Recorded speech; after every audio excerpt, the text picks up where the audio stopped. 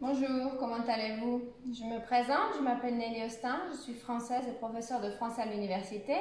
Nous allons continuer ici les cours de français avec le niveau débutant A1 avec la vidéo 96 et le titre c'est les trois groupes verbaux. Et en rouge, j'ai souligné ce qui ne se prononce pas, ce qui est silencieux, pour vous aider à la prononciation. Donc, le titre, les trois groupes verbaux, c'est pour voir un petit peu comment se structure la grammaire en français.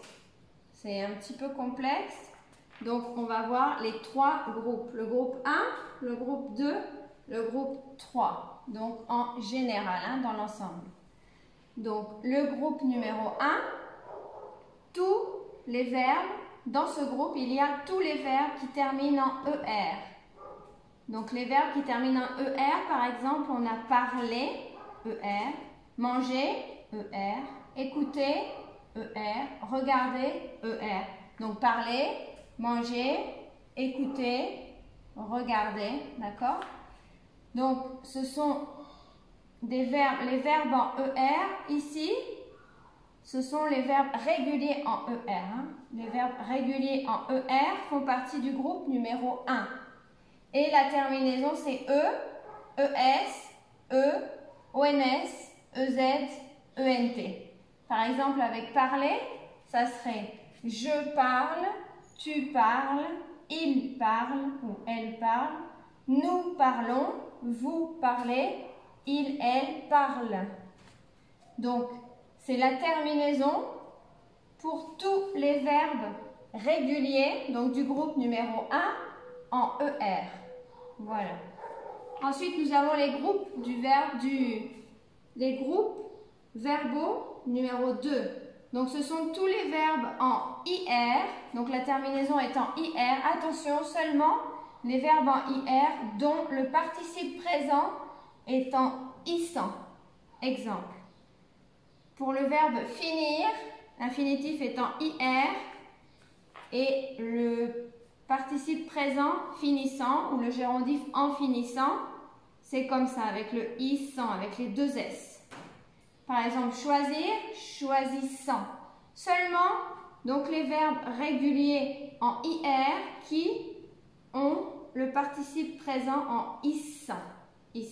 Parce que dans la conjugaison, on va le voir, c'est IS, IS, IT, I2SONS, I2SEZ, I2SENT. Par exemple, finir, la conjugaison, ça va être je finis, tu finis, il, elle, on finit, nous finissons, vous finissez, ils finissent. Donc, il y a les deux S. Ça, c'est la particularité des verbes du deuxième groupe, donc les verbes en IR, mais qui ont les deux S. D'accord? Ça, c'est le deuxième groupe. Et le troisième groupe, à l'intérieur du troisième groupe, on trouve tous les autres verbes. Donc, tous les verbes irréguliers en ER, tous les verbes irréguliers en IR. Donc, les verbes en IR dont le participe présent n'est pas en issant, c'est-à-dire ceux qui ne sont pas réguliers en ER vont ici, les irréguliers. Ceux qui n'ont pas le participe présent en issant vont ici. Et en plus, les verbes en RE comme attendre, les verbes en OIR comme savoir, pouvoir.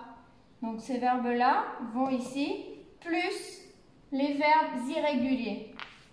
Donc le troisième groupe, c'est tout le reste. Tout le reste va dans le troisième groupe.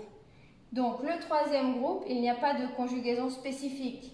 On a tous les verbes irréguliers, tous les verbes en RE, en OIR et le reste des verbes en IR, donc qui font pas issant. Par exemple, courir, courant. Donc ce n'est pas comme finissant, c'est différent. Donc troisième groupe, mourir, mourant. Ouvrir, ouvrant. Donc ça, c'est le troisième groupe. Donc chaque verbe est différent.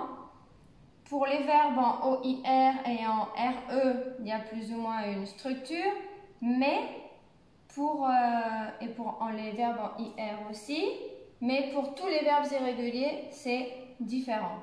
Donc on va les voir ensuite, mais il faut vraiment apprendre les irréguliers les plus importants et les autres c'est peu à peu, hein, parce qu'il y a beaucoup de verbes.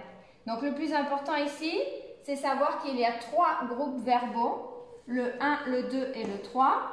Et les plus importants à savoir, les plus nombreux, c'est ceux en ER, donc bien connaître la terminaison des verbes. Donc le radical, ça serait ça, parle, et on change l'infinitif ER, on l'enlève et on met la terminaison du verbe. Et ensuite les verbes en IR avec le participe passé en ISAN, donc avec leur terminaison grammaticale. Donc ce sont les deux les plus importants parce qu'ils auront cette terminaison. Et ici, on retrouve tous les autres types de verbes. Voilà. Donc j'espère que ça vous donne une petite idée de la structure grammaticale, un petit peu on peut dire de comment sont répartis les verbes en français. Et donc si vous avez des questions ou des commentaires, écrivez-le en dessous de la vidéo. Et je vous dis à bientôt pour une prochaine vidéo.